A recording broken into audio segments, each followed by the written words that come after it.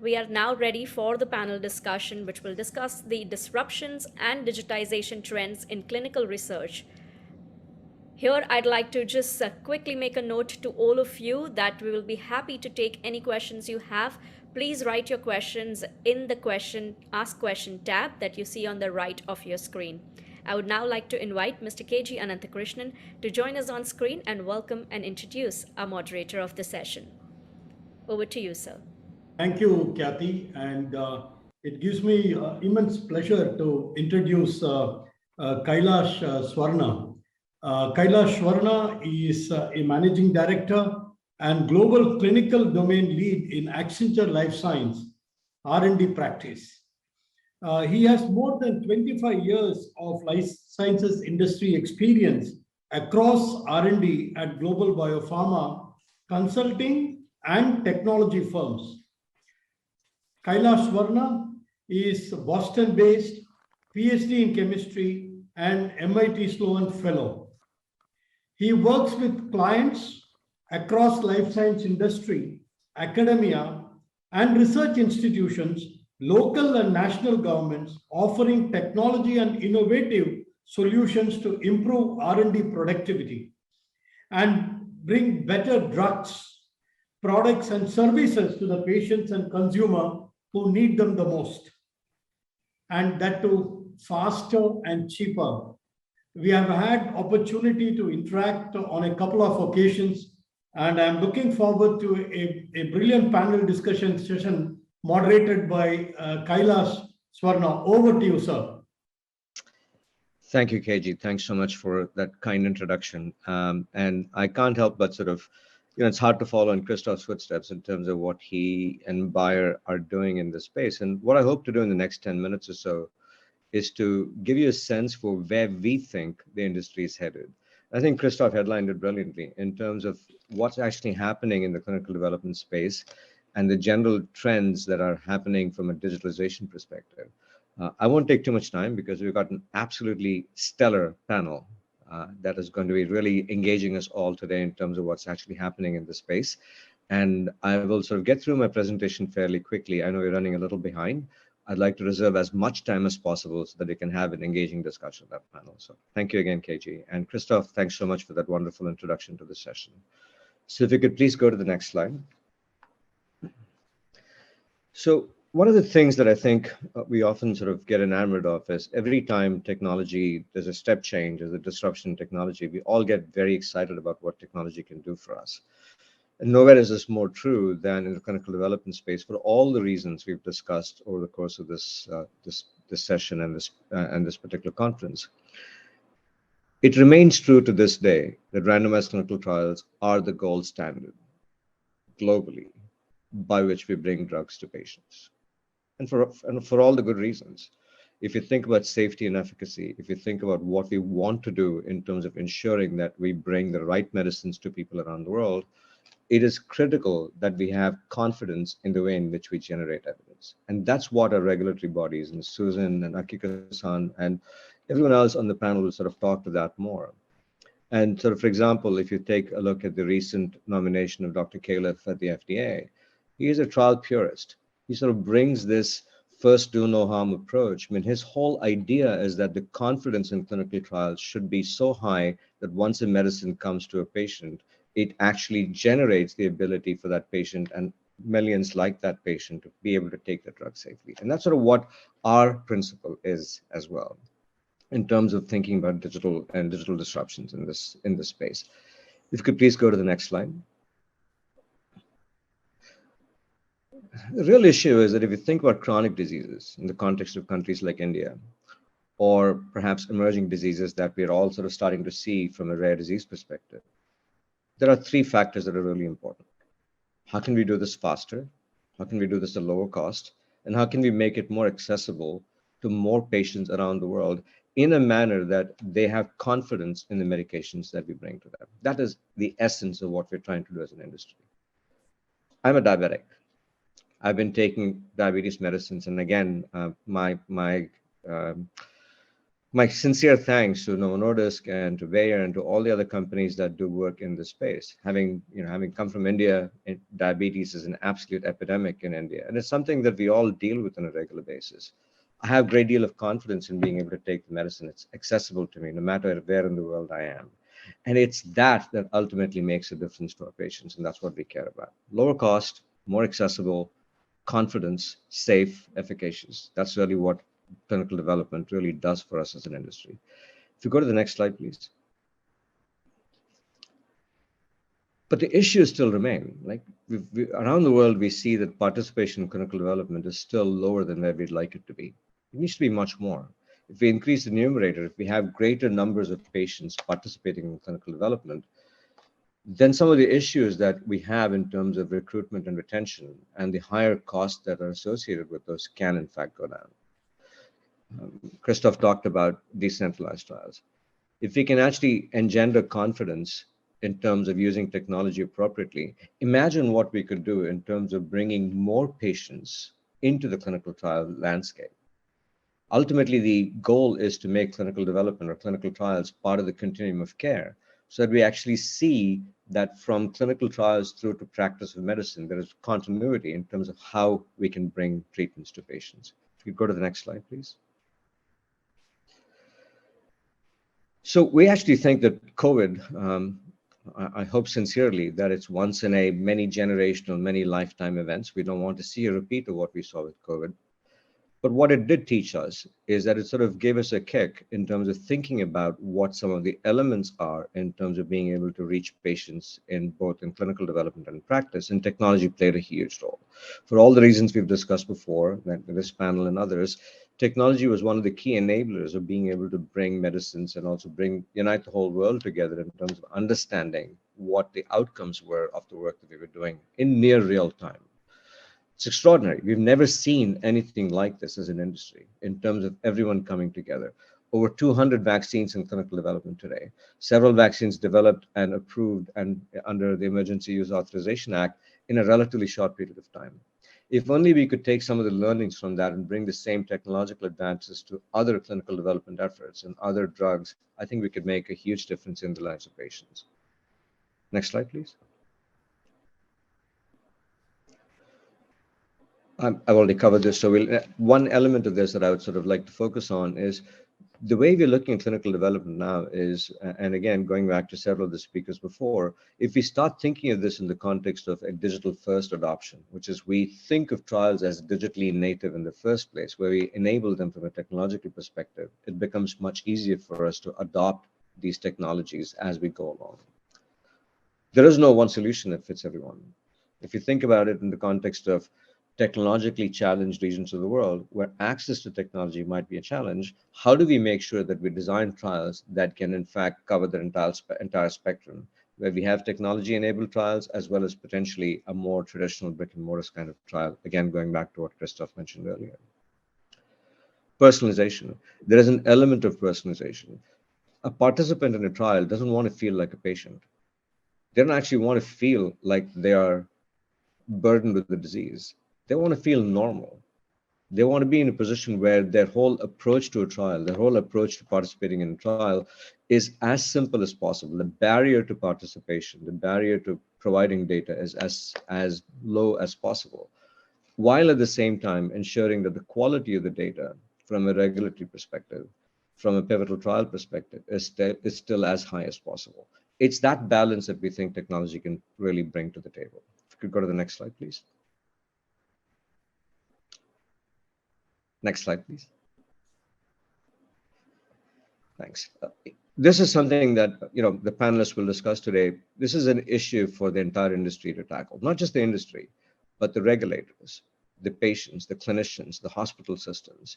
Everybody is part of this whole ecosystem of making clinical development accessible and successful for everyone around the world, especially in sort of regions of the world where both the education related to clinical development as well as the access to clinical development is still, it needs improvement. How do we make sure that we democratize the process of clinical development? And this is something that's at the C-suite level, is at is very high on the list, very high on the agenda for most of our global pharmaceutical companies, because this is something that is fundamentally going to change the way in which drugs are discovered and developed and brought to patients. Next slide, please. So I'll accelerate quickly because I'd like to get to the panel. I'm really eager to introduce my panelists because it's an absolutely fantastic panel. But there are three quick principles that we want to sort of embrace here. Participant-centric. And we choose this term, I chose this term very deliberately. It's not just about the patients. Of course, it is ultimately about the trial patient. It's all the participants who surround the patient. It's a patient's caregivers. It's the clinician. It's the site. It's the CRA. It's the patient's family. It's the pharmacy. It's all aspects of being able to participate in a clinical trial where we ultimately enable a patient to be successful in that particular study so we can get high quality data at the end of it. It's not enough to focus just on the patient. It's important to focus on everyone around the patient so we can make the patient successful.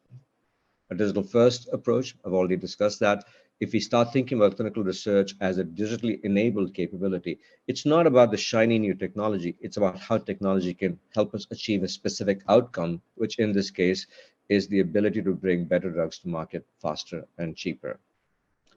And ultimately, it's about the use of advanced analytics and data science to achieve these objectives.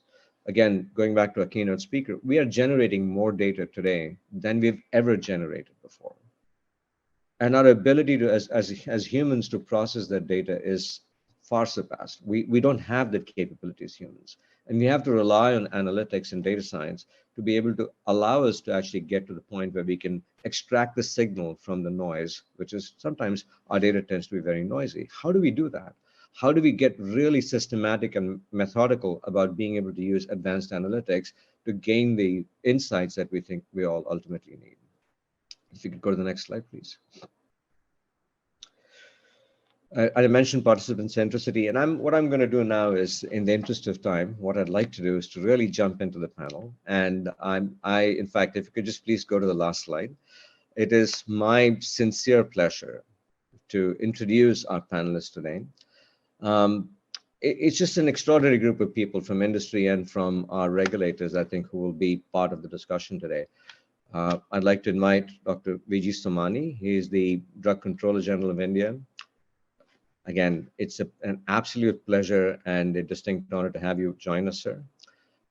Professor YK Gupta, the President of All India Institute of Medical Sciences in Bhopal and AIIMS Jammu. And I must say, I lived in Delhi for many years. I'm very familiar with the AIIMS campus, and it's something that my brother went to medical school at AIIMS, so it's something that's near and dear to my heart. Dr. Sarah Mcmullen. Sarah, I mean, it's an absolute pleasure to have you on this panel. I think we'd love to hear your thinking in terms of some of the aspects of what's going on with respect to digitalization. Dr. Akiko OGATA, Akiko-san, again, from your perspective in terms of what's happening in Japan, what's happening from a global regulatory landscape, it'll be fantastic to hear your views in terms of what's happening and how can we actually do a lot of what we talked about better. Dr. Vijay Prabhakar, he's the head of the Therapeutic and Clinical Development at Boehringer Ingelheim, and absolute pleasure to have you join us as well, sir. Dr. Raminder Singh, Romy, you and I have been colleagues, and I know you're somewhere, hopefully you've been able to reach us today, and I know you're on holiday, but thanks so much for taking the time to join us today. Dr. Sanish Davis. Sanish, I mean, you are the head of GCO Johnson & Johnson in India. Again, thanks for joining us. I think it'll be great to hear what J&J is doing, especially coming on the back of a lot of the work that we've done in the vaccine space recently with COVID, post-COVID, the adoption of technologies and the like. So in the interest of time, one of the things I'd like to do is to sort of perhaps have a quick opening statement from each of our panelists. I'll go in the order in which I see them on my screen. Akiko-san, if you'd get started, that would be great. Okay, I'm great honor to have this opportunity. Thank you very much introduction for me. And so can we get started? Sorry, I was just saying, perhaps if you had initial comments that you'd like to say in terms of joining the panel, I appreciate that very much. Yeah. Thank you very much. giving this opportunity. Thank you, Prof. Thank you. Dr. Prabhakar? Thank you very much. I'm really happy to join this panel and getting this opportunity to share my views. Looking forward to a great discussion. Thank you. Thank you. Susan? Hello, good evening, everybody. Like all the other panelists, I'm very honored to have been invited to participate today and look forward to discussing this topic. Thank you. Okay. Dr. Gupta?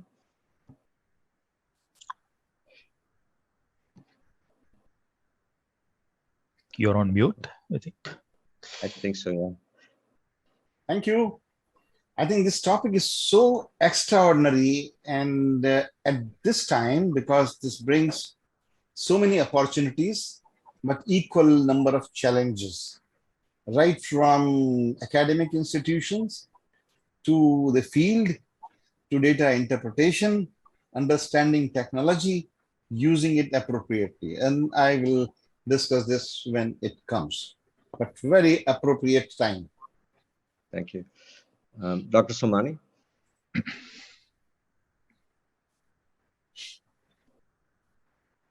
Again, forgive me if you're on mute, but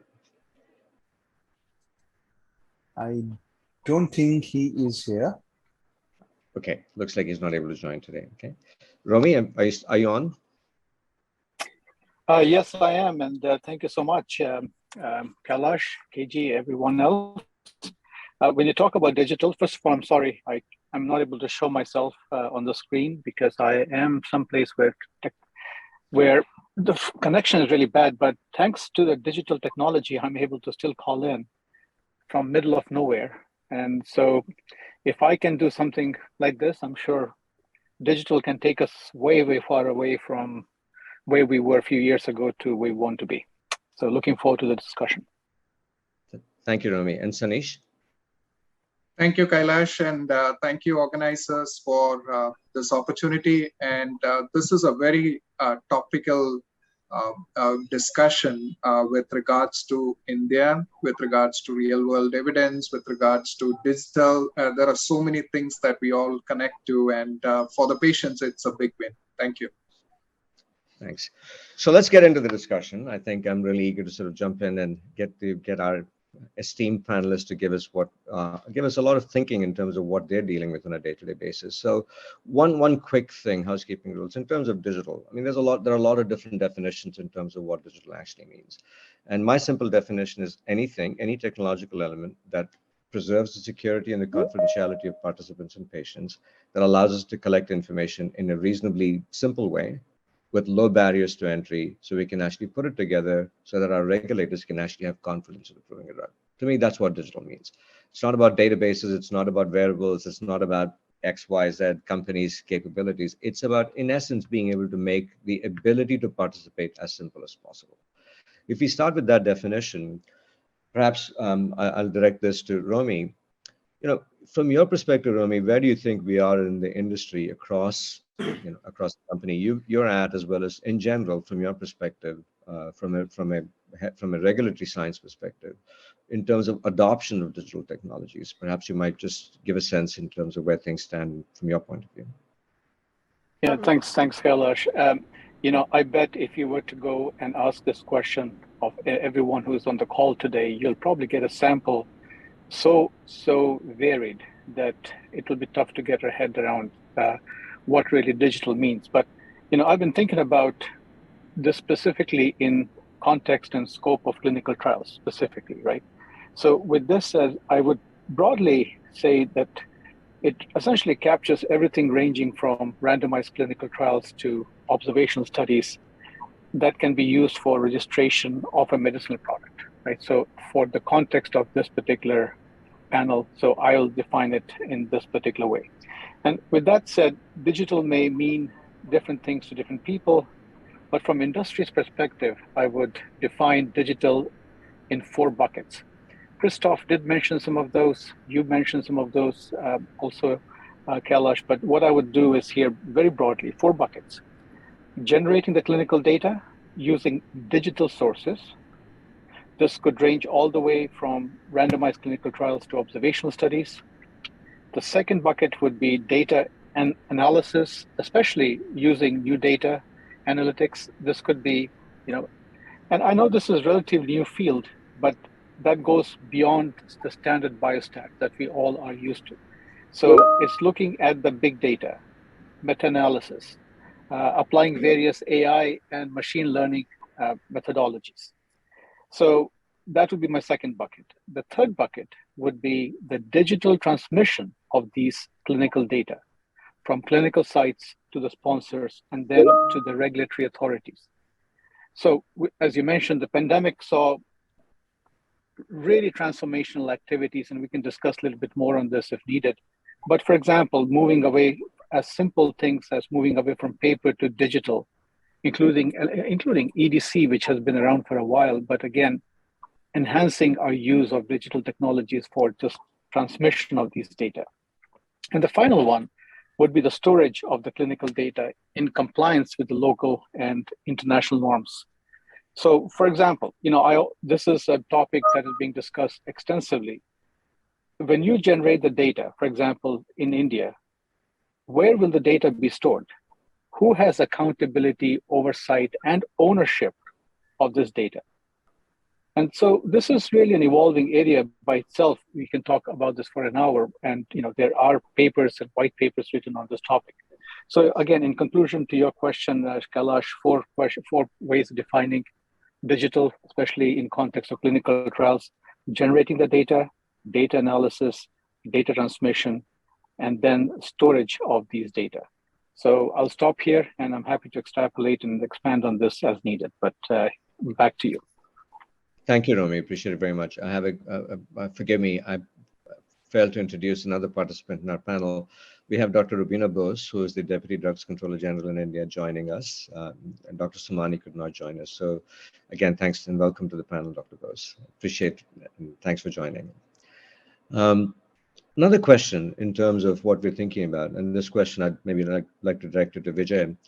In terms of, from your perspective, Vijay, what have we learned during COVID, in terms of acceleration? COVID sort of dropped on us out of the sky, and it literally changed how we approach clinical development or how we approach our patients overnight.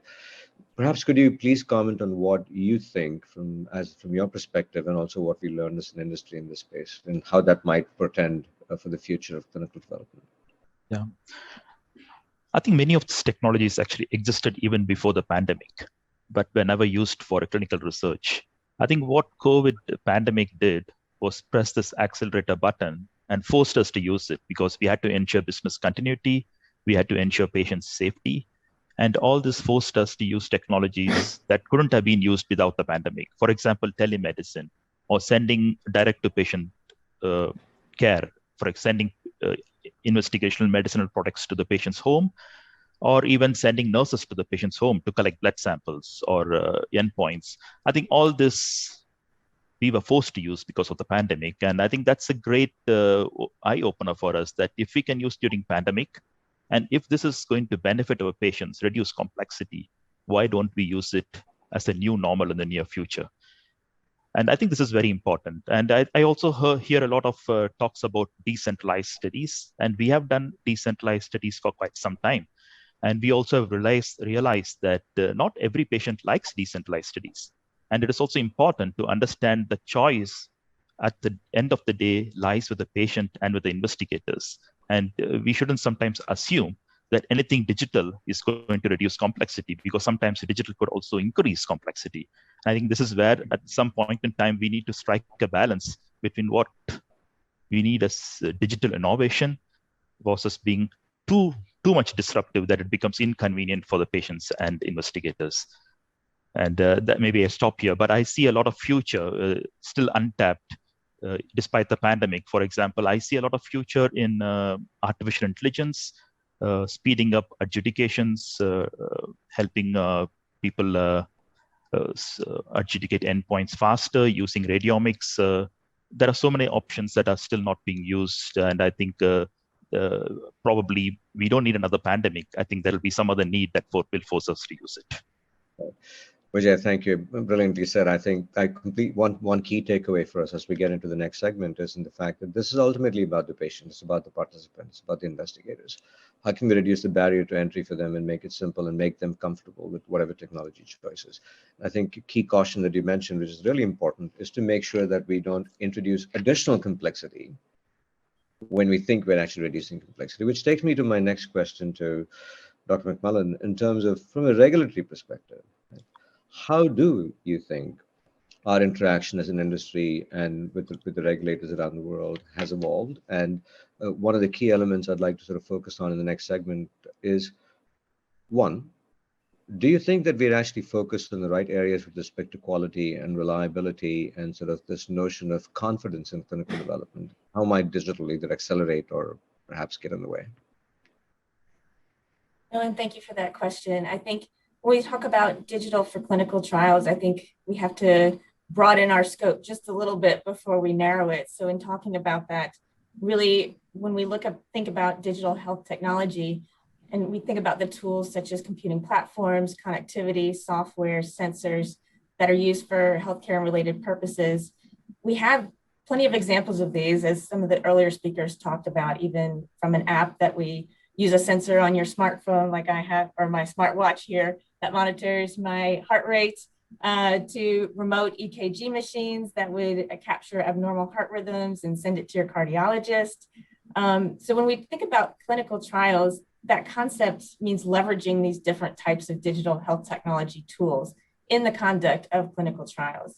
So it could be everything from improving trial participation, enhancing monitoring, using it to capture clinical data, and supporting data analytics. So within the US regulatory system, some of these digital healthcare technologies fit the definition of a medical device, while some do not. So generally, DHTs that are used in clinical trials are exempt from most requirements applicable to medical devices, as long as the trial itself complies with relevant requirements.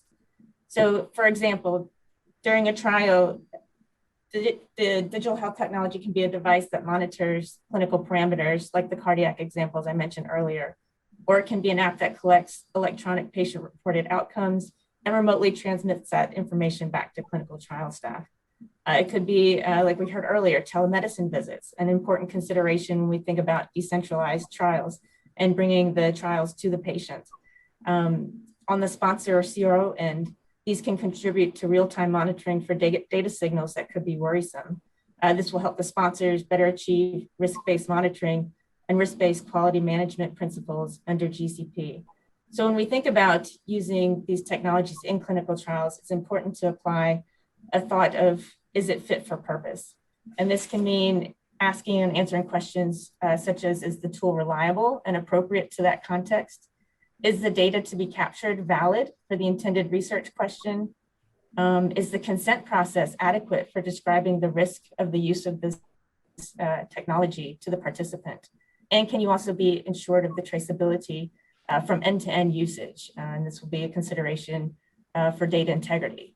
So, and then on top of that, you have cybersecurity risk, which we all know and have been probably impacted in some way in our lives by some sort of cybersecurity risk or malfeasance in that area as well. So, the agency, one of the things I love about the agency is that it's very transparent in its thinking, and we have lots of guidances as technology evolves. So we do have several guidances, including the most recent guidance for remote data acquisition in clinical investigations that was issued this past December. So I'll keep my comments there, but just some thoughts about digital in the regulatory space.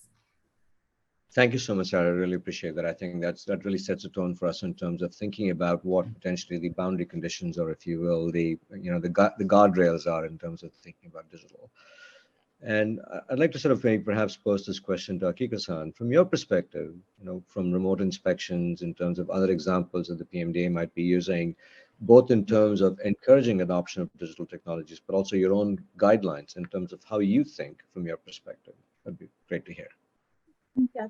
So I think the COVID pandemic has accelerated the promotion of digital transformation and the drug development as well. So I'd like to take this opportunity to introduce our remote GCP inspection in Japan. So since COVID-19 pandemic began, it has become difficult to conduct inspection on site for medical institution from the perspective of infection prevention and the burden on clinical site personnel. So therefore, in May 2020, MHLW issued the notification on remote GCP inspection. So PMDA started remote GCP inspection based on this notification. And after gaining a lot of experience, issued the notification describing the procedure of remote inspection in November 2020. So instead of the in-site inspection at the study site, reliability of study is confirmed through remote GCP inspection to sponsors and sites. And in remote inspection, applicants upload the document to the cloud system before main inspection. And if inspector finds any issue related to human subjects protection or reliability of result, these are intensively discussed using video conference system in main inspection. And in addition, I'd like to introduce the electronic informed consent will be shortly implemented in Japan as an option in clinical trial from the viewpoint of the consent advancement of ICTs, efficient clinical trial operation.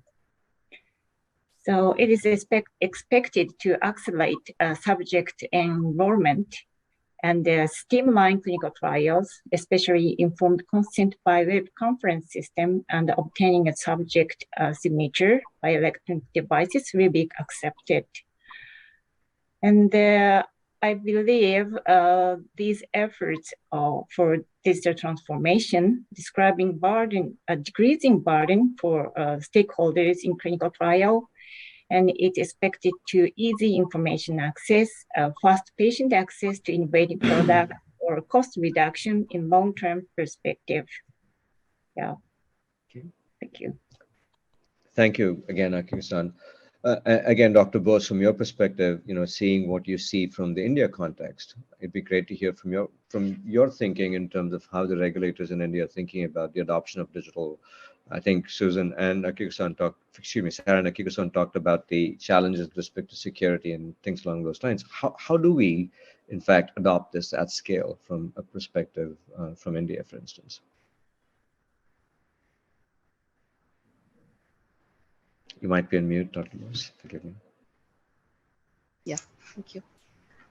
So thank you for this question. I'm a sudden guest in this because it was supposed to be here, and I was suddenly brought into this panel discussion. But it is an excellent opportunity for me to be amongst such a great panelist. Like Sir, I can see Sir, and so I would like to still comment on some of the things because I being a part of the ICH guidelines group of real world evidence, which we are going for the safety assessment, which ICH is preparing for the ICH M14 group. I do get an access to a lot of informations which is being used in this area, how the real world data can be used or real world evidence can be used in the to get what we are talking on the safety aspects. So whatever. So right now, my thinking and my understanding on these aspects is rather on this way, that how we can use the digital data from the various sources. Like we do not have right now, though we are planning for it, the electronic health record or the patient registries or the access to the prescriptions. So we do not have right now, but whatever we have, how we can best use it to make in the future, can we take a really evidence can we use such clinical evidence to take some regulatory decision? And right now, what I understand from my perspective is on the this side, that yes, we can do some safety studies or an line extension, but not really can we really do a real trial or randomized. Can it really replace a traditional randomized control trial to take a regulatory decision on a new drug, for approval of a new drug for a new indication? That there I think I still am not at that pace that I always understand. It can be some extension one or a safety assessment. So the other one is that the utilization of the digital tool, which all the my other regulators have already from PMDA and from USD offices, they have already said about the security of the data and what would be the, because the most important thing is the quality of the data, from where we are going this data, getting this data. So so the quality, access to a great quality data is a challenge. So now the other part, which our other panelist was talking about, that we are really on in this pandemic, we have already gone into this. Automatically, we have used the digital tool.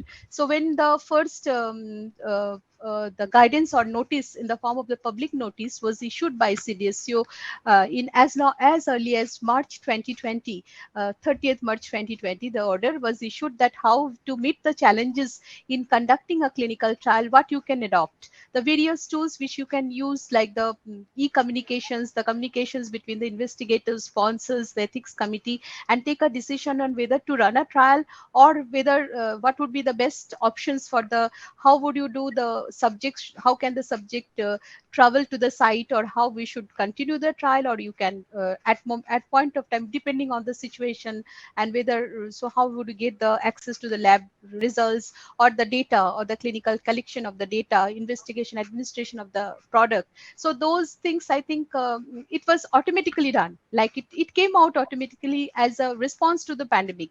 So it is done, it is in the process, it takes as per as the things comes. So like we are ready to respond. I think the regulators are always in this era of regulatory agility and whatever quick decision making, it is already, we are in the process of taking a, doing the, I mean, responding to whatever the situation arises. And I think it would be really possible for us to go ahead whatever way the world will require and the patient and the situation demands. Thank you. Thanks so much. Thank you. Thanks so much, Dr. Bose. I really appreciate it. I think we've heard so many interesting perspectives in terms of, there's a collective sense that we are sort of on the verge of a space where we feel that technology can really enable us to get a lot more value out of how we develop drugs. One area that I think is near and dear to my heart, and certainly for us at Accenture, we spend a lot of time thinking about this. My team, we have several thousand people in the organization who spend a lot of time thinking about this. So how do we increase participation? But more specifically, how do we increase the diversity and the inclusion of the participants in studies? Right? It's not just about diversity and inclusion for the sake of it.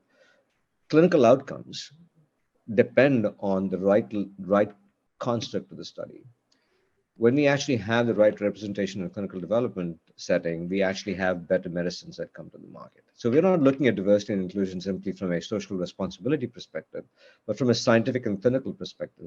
Why is that important?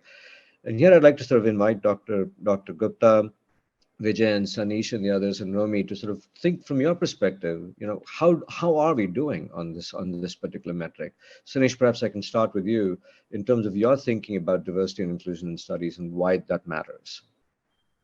Yeah, thank you, Kailash. This is a very important topic because often from industry as well as from academia, our more important concern is that how do we continue with doing a study which is already ongoing, or how do we actually enroll new patients in a study which is just starting up. Central to all this is ensuring how's the patient or the participant in a clinical trial feeling about, you could say, what best can be done for him. And you could say the incident or the anecdote that I want to narrate would be common across several sponsors, or even from the perspective of academic investigators who are running their own study. And central to that is also, you could say, the collaborative effort that you could say the regulatory agency has displayed during the COVID pandemic. So this is about a patient who is from Hyderabad, which is a city which is towards the southern part of India. This patient was participating in one of the oncology studies for a very significant, I would say, some of the rare cancer that is there. The sponsor had an oral drug in the study, and this was the time when the patient already had their first course of drug which was administered. Patient felt better, and then COVID lockdown actually started in the country. The site was quickly converted into a COVID care center. All the clinical trial activities were stopped at the site. In fact, some of the study coordinators weren't even having, you could say, access to their own department, because overnight things got changed by the hospital administration. And obviously the patient had no one to contact. I mean, the patient was trying the investigator was trying to see what best can be done. And this is where the beauty of, you could say, decentralization actually kicks in, or you could say direct to patient shipment of drugs. The sponsor was able to ship the drug almost 700 kilometers away to the patient's home. It took a lot of collaboration between the site, the sponsor, the vendor, everything. But even during a lockdown period, the patient was so relieved.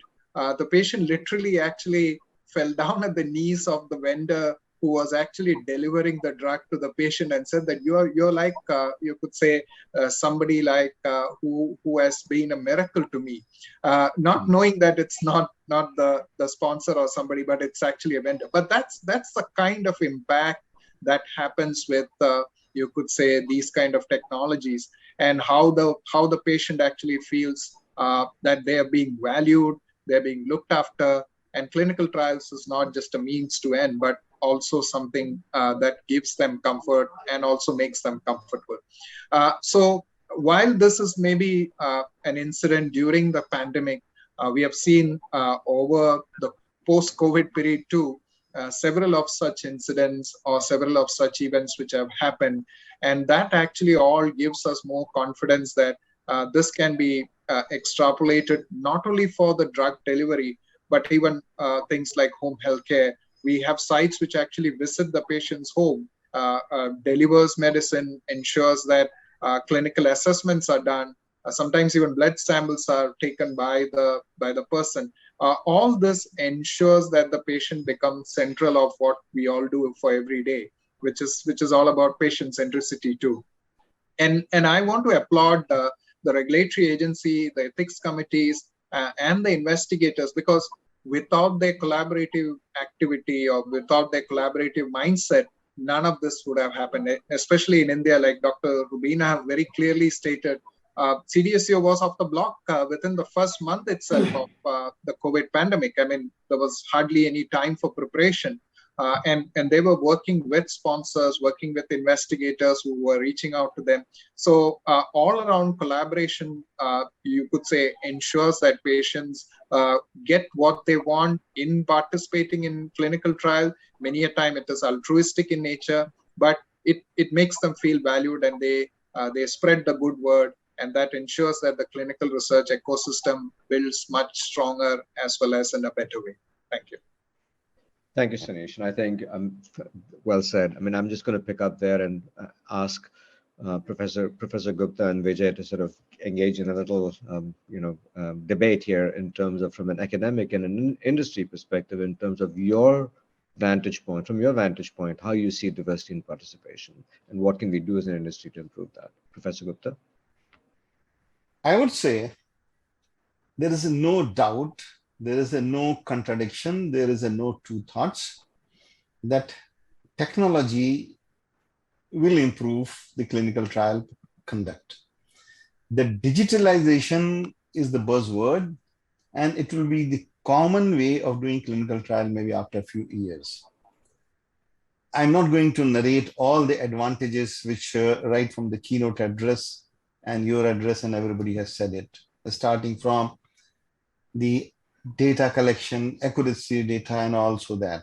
There are 2-3 important points.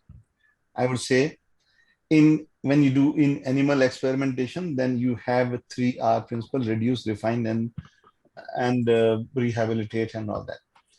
Here, the one thing is reduce. That means you reduce the number of human which will require to derive at a conclusion, because you are refining the technology, you are getting much more data from the same number, and then you are using the artificial intelligence, machine learning. So your data will be a large, huge data, and you can convert into a meaningful interpretation. That's one thing. The important thing, if I say, when you try to push this, which is must, what is important thing? You have to prepare the stakeholders. And who are the stakeholders? The subjects/patients, because they will be the first source of information through variables. And if they do not understand the importance of putting these variables correctly, then information which you get will be adulterated. Sponsor is not that only sponsor says that this is good and this is what it is. The sponsor's responsibility is A, to educate those who are the patients, those who are the investigators in India, particularly also be part of the education system to academic institutions where the investigators sit. The third is the regulator. Rubina is here, but the regulators also need to be in line with the understanding of these things so that they can correct the investigators where they are faulty, where they can motivate the investigators that don't worry. You generate the data from the artificial intelligence, you generate the data from variables, and here we are to advise you, to guide you so that you don't have a fear that whether this will be accepted or this will be rejected. Then I would say the investigator is the most important component here. Fortunately, the Indian young doctors are so techno-savvy that if you teach them that, yes, they will be quickly, my granddaughter can do much more faster the computer than what I can do it. And that's why this is the age where the artificial intelligence, the variables, and all the clinical investigators need to be told about it. And I would say the two more stakeholders will jump into this. One is the artificial intelligence, AI and ML expert, who had to handhold to all these investigators. So we have to pitch in and you have to chip in also this expertise in our trial, and digital data person who will extrapolate and who will interpret this. The conventional biostatistician will need to be basically trained and should be aligned with the interpretation of this big data. I would say this will also require a capacity building in terms of, I would say, put things. One is the clinical trial, regulatory clinical trial. But here, if you just see, you have very rightly mentioned the topic, not as a clinical trial. Everybody was focusing on the clinical trial, but clinical research. And clinical research is something broader than the clinical trial.